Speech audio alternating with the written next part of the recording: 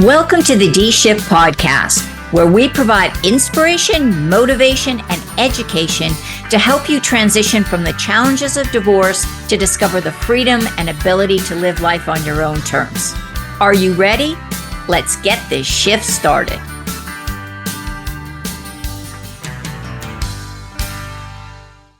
Hello and welcome to another episode of the D-Shift podcast. And we're going to touch on a topic that we started talking about the last time I interviewed this guest. So I always love it when people come back to the podcast. So I am welcoming again Laurie Gerber. She is the founder of Laurie Gerber Coaching. Laurie is also licensed in the Handel method of coaching people through life challenges to come out on the other side and be prepared for new relationships and finding love after divorce. So Laurie, welcome. So glad you're here again today. Thanks for having me back. I'm excited about this topic.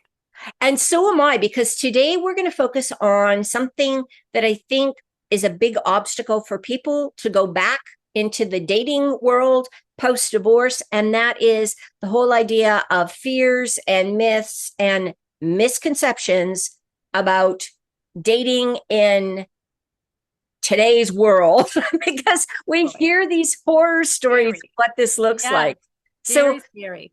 Laurie, before we get started though, just in case people didn't catch the first episode, because that's been out a few months now, take a look, tell us a little bit about why you decided to get into this area of supporting people in finding love post-divorce. Yeah. Well, I personally once hired a life coach to help me with my business. And before she would start to coach me, she asked me to talk about what was happening in my life in every area of my life, which is part of the Handel method that I'm trained in. And when I told her about my marriage, she said that I could bet that I would lose it if I didn't change up my approach with my husband. And that was a shocking moment when my mouth, my mouth fell. And then when it came back up again, I said, "What do you mean?" And she started to explain to me. And again, you could go listen to the story in the first recording. But she explained to me that if I didn't learn how to listen to my husband, create a satisfying sex life, etc., that I would lose the relationship, and I didn't want to lose it. So I took her coaching very, very much to heart and to body, and transform that relationship with my husband. And now I'm together with him over 30 years. It's the best it's ever been. It keeps getting better. We keep using the tools we learned back 20 years ago. And I eventually ended up working for this woman, Lauren Handel Zander, teaching the Handel method at the Handel group, because I thought it was so impressive. It changed my life. It changed my relationship. It saved my marriage and every other area of my life too. So I eventually went to work, and because I had now this blossoming relationship, I became the love expert. So when we partnered with Match.com or JDate or Zoosk, I would be the one to go in front of the audience or take the clients to work on both dating and relationships. And so then when I finally got old enough to go back out on my own, no, really, I had to just sort of simplify my life. I started Laurie Gerber Coaching, had to pick a niche. The niche very clearly for me was dating, because it's just so much fun, especially with women over 50. I really enjoy knocking down those myths and fears and obstacles so that we can find the last love of our lives and have fun on the way. Excellent. Excellent. So that leads us right into the question. And I want you to kind of take the lead on this one, Laurie, because you hear from these clients all the time. And I'll share some of the questions or some of the concerns I hear with my clients. And I do not do any of that relationship coaching. So let's focus on, what do you think the biggest fear that women over 50, or I guess men too, right? But let's say specifically women over 50 have when they become single in their 50s or 60s or 70s. What do you think that biggest fear is? The biggest fear that I hear all the time is there are no good ones out there, AKA there are no good ones left. And that breaks my heart, because if you are left, so is another good one. Yeah. And I hear that all the time too. I hear people that say things like, well, people are too set in their ways. That's another one I hear a lot. That, there's no point in trying to date somebody because you can't fix them. They're too old now. Right. And like it was so easy to fix them. Yeah, you Their didn't really 30s and fix the 40s. first one. Sorry, folks. Nice, it's fun to dream. So yeah, it's a very important mindset shift that all my clients need to have, which is that if you exist, they exist. And you're not looking for someone perfect. So if you're trying to compensate for some lack in yourself or some self-love deficiency by looking for an idealized version of a partner, that's not going to work. But if you're looking for someone like you, a human with flaws, that is going to work if you Right. stay true to the mission and you take the right actions.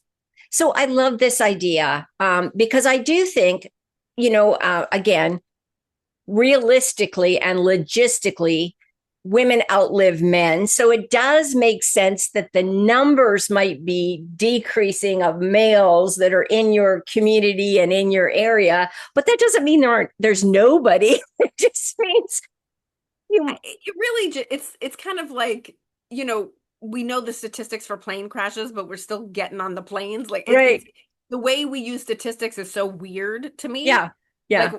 yeah, so women live longer than men. Like, so what? So you're like 1% or 2% less likely to find a partner than your Exactly. non-sexual men. Like, who cares? That has nothing to do with your search for love. And in fact, if that's what you're focused on, I can tell you, you're not ready Right. because you are looking at the wrong set of facts, facts Yeah. to pump yourself up. Yeah. So what about this idea of creating these lists of must haves, nice to haves, deal breakers? Do you have people do stuff like that? I do, but let me just say this.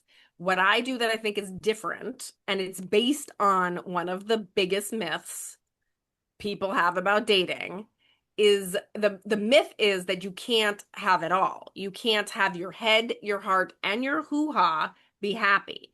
So I teach a principle called the 3H method of dating. It's a Handel method. The 3H method can be used for looking for a home, looking for a job, but in this case, it's looking for the last love of your life. And the 3H method says you actually are voting with your head, your heart, and your hoo-ha individually. It's not that they need to share the pie. And if your hoo-ha's really excited at 70%, then there's only 30% left for your head and your heart. No. This is a new regime where you are looking for your basic criteria in head, heart, and hoo-ha, and you're not going to have a fourth date with somebody that doesn't meet the basic criteria for each of those voices within all of us. Okay. Right? If you're looking for a friend, hoo-ha's different than if you're looking for a lover, but head, heart, and hoo-ha exist across the board for pretty much anything you're shopping for or looking for. So the myth is you can't have it all. My policy is you can have it all. You can't have everything on your list because a lot of that stuff is bogus anyway, but you can have the main most important things on your list. And so you do need to make a list of what is your head want, right? It has to do with how you want to spend your time, where you want to live, your politics, your religion, your habits, your heart, how you want to feel. That's communication, humor, trust, closeness, level of honesty and transparency, how you interact with each other and your families. And then hoo-ha, does it turn you on? Is there good chemistry? So we have the deal breakers in each and the nice to haves in each. If a deal breaker is present, that's a no. Right. If enough of the nice to haves are present and the must haves are present, then we proceed. And there's a very complicated, program for how we know when to proceed or not based on those. Yes, I will call them lists. Okay. And I don't have anything wrong with lists. I was just wondering because I've seen some um dating programs, coaching services, whatever, that it's like, if you might have 250 things listed, and if they don't get Oh dear. 247, Oh dear. Oh dear. like it just seems so like That's a myth. minuscule. That's a myth. Like, Right. does it really matter if they like plaid and you like checks? But I can see, on the flip side, if you have very strong views politically, religiously, economically, Right. whatever, and they're the Right. complete 180, You can see Right. where, like, is Right. that a no automatically? Right. It can go, it depends. And so one of the things I do, so I have a group coaching program based on this 3H method, and I can see the range and of how important certain things are to some people versus other people. So it is absolutely individual. But it is so important to actually do your first take on your lists. I only let everybody have 5 to 10 on each list. So the longest your list could be is 30, and I'm going for shorter.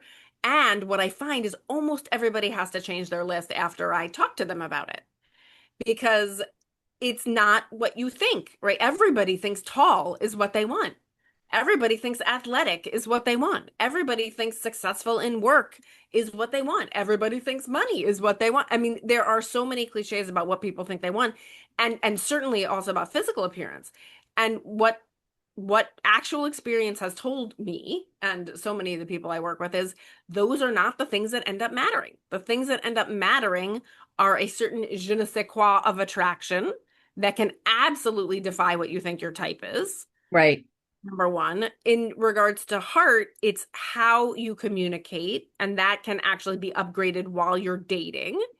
And sort of just the something that can, the kind of trust and care that can be developed through action, not just personality type.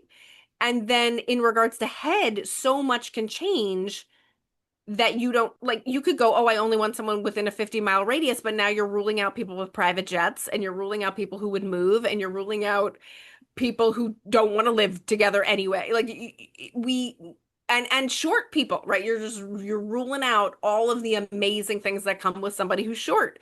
So it just is too, we're using that trick in the wrong way, right? We're Right. writing cliches about what we think we want because it'll make us feel a certain way. We are not digging deep to figure out what way do we want to feel. So I Yeah. want to feel held and cared for. I want to feel turned on and attracted. And I want to feel like our lives and our dreams will intertwine with relative ease. That's Right. what I really want. That's not unreasonable. That's not selfish. That's not crazy. That's doable. And And that's then, what, yeah. yeah, Yeah, and that's what a successful relationship should look like, right? I love that that's the focus because yeah, I honestly when I saw that when I heard about this 250 point list, and I was thinking, oh my God, really? Like, how do you even keep track of that? What do you do? Carry it around with you on the date and just check it off as they do the things? no wonder people are demoralized and overwhelmed. I mean, really, I do think you have to have in mind what you want, but when you Oh, figure out sure. what you really want, it's Yeah. not that complicated. You don't have to have a cheat sheet. Although I do have my clients create a cheat sheet on the questions to ask, Hmm. which I call Yeah. the Sparks questions, and memorize those, because I don't want I want those first few dates to be so productive and so revealing of both of you so that you don't get attached before you really know if a deal breaker is present. Right. Okay. So I love that. I think that that is so clear, and something that's easy. Yeah. If you're trying to remember 5 or 6 things and they really mean something to you, it's not going to be hard to do that. But yeah. So I love that. What Yeah. about the whole idea of online dating and this whole swipe left, swipe right, and then how do you like, I know that's a big myth. I know that the Okay. only place you can meet people is online, or you have to be online dating to meet someone. I hear that all the time. And then I hear, that basically putting your stuff out on online dating sites, you're just attracting all the weirdos in your area to come on and see you. Come So on over. how do you win Oh my in gosh, this, I could this talk for scenario? a long time about those fears. So let me first talk to the one you just said. Is it dangerous to be dating online? I'll boil it down to that. And the answer is there are some scammers. There absolutely are. So you are not, I mean, sorry, but we're not safe even, in Yeah. our daily lives. There is the truth of ne'er-do-wells in all aspects of life. So you have to be smart. And I have done podcasts and articles. You can just look on my website about safety tips, right? You don't want to give away your personal information. You want to use the app features. You want to find reference to them in the world. You want to, have a video chat before you meet live with a person. I've 12 or 15, but those are some of the top ones. So it is definitely not a myth that there are scammers out there, but that is not the majority. There are billions of people doing online dating. Some of them are like you, and some of them aren't. Some of them are beneath you, some of them are above you, some of them are different from you, but they are they're real people there, and they're looking for love because yes, of course you can meet someone in real life. I've also written articles and done podcasts about that. So there are many wonderful ways to meet people in real life. I highly recommend a hybrid version of working on online dating while also meeting people in real life. But the majority of humans do not have the stamina to be out every night, especially when we're over 50, to be, at bars and restaurants and events. And that's not for most people. And so the convenience of being able to do a lot of the vetting and the conversing and the chatting online is actually awesome. So I'm debunking the myth that it's a dangerous war zone online. I'm definitely debunking the myth that you have to be online to find your one, but I am highly promoting the notion of diversifying your portfolio as you would do in your finances. You want to be casting your net as wide as possible if you're ready to be dating, whether casually or long term. And if you're ready to be dating casually, Tinder, websites that are designed for that are brilliant. Well, so this is really interesting. And this just, and thank you for clearing that up. And I do agree with you. There's, you have to be smart, but you have to be smart when you're on Facebook or any other place too. So yeah, we just have to become more cognizant of how much information we're sharing. So let's talk about this whole idea. And I'm hearing this more and more from my clients. And to me, it's a little bit worrisome. The whole idea of dating irregardless or regardless of geographic location. So this really concerns me about making this strong online connection with somebody who you're only talking to via Zoom or FaceTime or Skype or video chat on the app or whatever. It's really easy because all you're seeing is like 6 feet behind them. You don't see. Right. That's like an affair. I could be living in a tent right now. You wouldn't know, right? So what do you do? What are your thoughts on that whole long distance or even international dating through these apps? Right. So first of all, there is a whole group of human beings on the apps that is just looking for interaction. Literally isn't looking for a relationship, isn't ever going to meet you in person, or if they are, isn't going to try to create a relationship. They are literally lonely. They're working on whatever they're working on in their own life, and it's like the best of social media, right? You're connecting, you're interacting with new people, you're chatting, you're getting attention, you're giving attention. It's great for that purpose, but if that is not your purpose while you're online, you have to weed those people out very quickly. And a certain segment of that population to weed out very simply is people who are not geographically desirable. So one of the first questions you would ask is, hey, where are you based?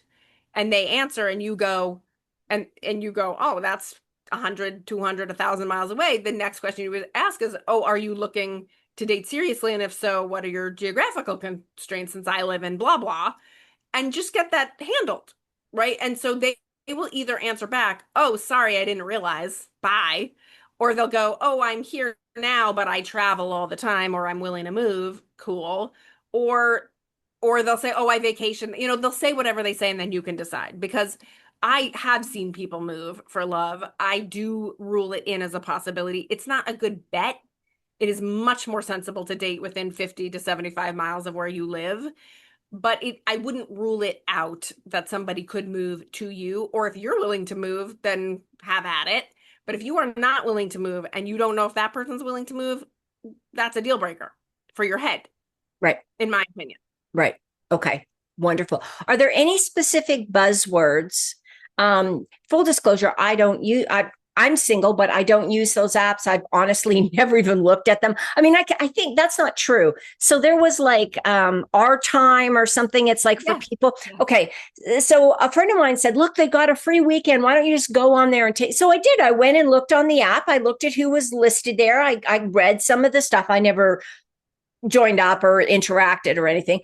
But are there any buzzwords or things you should be looking at when you're kind of going through your list of possibilities that might be on somebody's profile? Like, is there anything that that you tell your people, if you see this, this is a big red flag? If you're looking for serious long term and you see the word casual, playmate, partner in crime, activity partner, looking for fun, anything like that, you just know what they're looking for. And if that is what you're looking for, great. But if it's not, you would veer away from that. The word long term, conversely, would be, long term or serious would be the buzzword for someone looking for a more serious relationship. But just remember, the online profile is like a resume. So if you were hiring for a job, you would get 1,000 or 100 resumes. You don't think by reading the resume you're getting to know the person. You're just looking for minimum criteria. So it's the same thing with the profile, right? You're looking to see, do I like that face? Is that face okay? Are there any deal breakers present, right? Did they say a political thing or any kind of a thing or a religious thing, or did they say anything that offends me, turns me off, makes me know that they are not for me? And then you're looking for some spark, like something they mentioned that you have in common, or something that made you laugh or smile, or something in the pic, like something, right? That's head, heart, and hoo-ha. Okay. Okay. And that's all you're getting from the profile, right? So if your head is turned off because they said something that's just a deal breaker, your heart's turned off because of something they said or some activity they love that you hate, or your hoo-ha's turned off because you just don't, the picture is like a 6 or below between a 1 and 10, you're not even swiping or looking or reading more. But if it passes that minimum criteria, you then need to move very quickly into a text chatting relationship to see if they're interested in you, because you have to see, did they look at your picture and your basic stuff and not get turned off? Then you start to chat and you start to ask more of your deal breaker questions. Where do you live? Do you smoke? Do you have kids? What do you do with your time? And then those just basic 1 to 2 week chats back and forth, you can see, do you have a chemistry? Do you have a rapport? Have they eliminated themselves by saying a deal breaker? That's where so much more of the buzzwords that can tell you yes or no. Then you say, hey, it's been fun getting to know you. 1 to 2 weeks, that's it. No more. Then you're pen pals and you're just entertaining someone. 1 to 2 weeks, been great getting to know you. I'd love to hop on a 10-minute video chat to see how our chemistry is. That's when you find out, are their pictures current? Are their pictures even them? Right. Yeah. And you scare them away if not. Or if they're a scammer, you scare them away. If they're not the way they looked in their pictures, you scare them away. If they've lied too egregiously to you, you scare them away. Or if they're just not serious, or if they just can't get their stuff together to get on a video call, right? Then all those people get eliminated in a very graceful, formulaic way. And again, Yeah. this, I've been studying this for 20 years, so I have the formulas that Yeah. make it efficient and most pleasant and least fatiguing. That's what I was going to say, because that was a question. And I'm glad you brought that up. Is okay. Let's say they look good on their profile. You have a few chat messages with them, or to text back and forth through the app, and everything's going great. You agree to have this video thing. You get on the call, and you're like, "Oh hell no!" How do you? So and I know you do this in your coaching, and I'm not asking you to because I know it's much longer than a 2-second answer here on a podcast, but there is a way to gracefully get out of this, that you're not going to have these people Yes. then go flame your name all over the, Right. the app or whatever Right. happens. Again, it is a numbers game. If you think about, you go to a mall or a department store, you bring 12 things into the fitting room. You don't expect everyone to look good on you. You're not offended that you only like 2 of them and you're only going to buy one. Right. It is a numbers game. So of course you're going to get on video chats, and first of all, you're going to see what they lied about. And second of all, you're going to sometimes they're just going to say or do something or be a way that's just a no for you.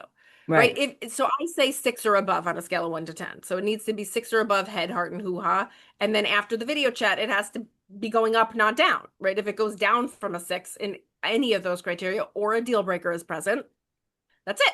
Yeah. And then I used to say that you needed to tell the person right there in the video call how you felt about it. I no longer feel that way. I think that's too hard and vulnerable. So now you've said a 10-minute video chat. If you're a no, if you're just like absolutely not, have your 10 minutes, ask the questions you've pre-scripted to ask, answer them, be pleasant, be nice, and say, Okay, great. I gotta go. It's been lovely meeting you. Thanks so much.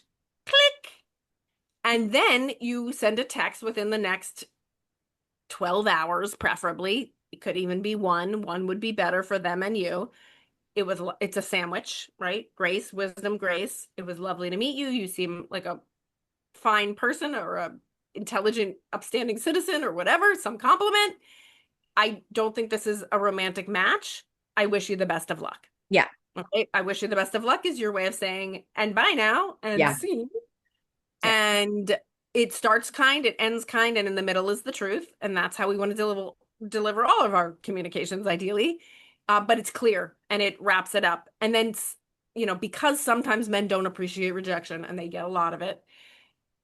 That's why I say, you can do it face to face, after a date or after a video chat, but it's also fine to do it in writing. I think in some ways it's less confronting and less hard for them as well to just hear it in writing. But yeah. I was going to say, I think it's much nicer to do it before you actually have a physical meeting with them, because 100%. That seems more like you're in agreement with moving forward. Whereas Absolutely. If you cut it off at the video, there's no, they haven't told all their buddies they're going out with their next, exactly. Partner. You're not doing anyone a favor stringing them along. You're not doing anyone a favor giving somebody hope. Everyone always says they wish they knew.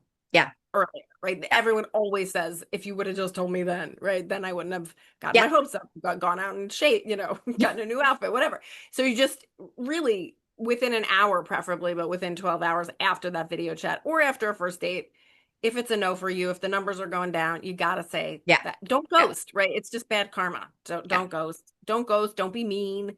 Don't be overly nice. Don't say yes when you mean no. But just keep it moving. Yeah.